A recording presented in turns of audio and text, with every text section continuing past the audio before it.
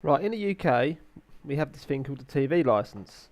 Now, the TV licence only pays for the BBC. It doesn't pay for anything else, just the BBC. So, but even if you watch channels like ITV and anything that isn't BBC on television, you have to pay the TV licence. So, for any television you watch at all, you have to pay this TV licence. It's a £150 fee to the BBC, which you might not even want to watch, which is kind of ridiculous in 2018.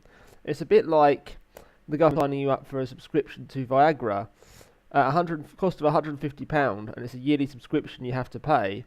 And it's like them doing that for all 66 million people, saying, yeah, you have to pay this subscription to Viagra. They might not use Viagra, but they still have to pay this subscription to it. It's the same thing with the BBC. You might not watch the BBC programmes, but you have to pay for them.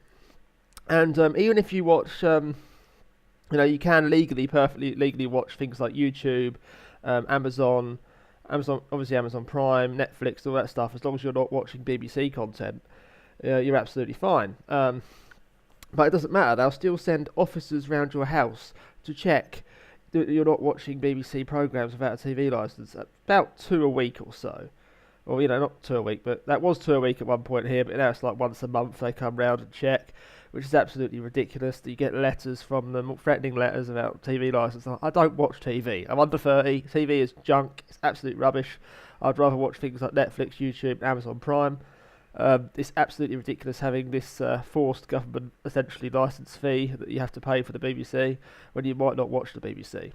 Paying for a product you won't use is ridiculous in 2018. Well, it's always been ridiculous, but it's especially ridiculous now. What they should do is put adverts on it. That's all or basically have a premium service where you had no adverts. So you can pay to have no adverts, or you can have adverts. You know what I mean? That's just how it should be. It's kind of ridiculous that in 2018 we still have this stupid license fee and all these fuckwits turning up at your house.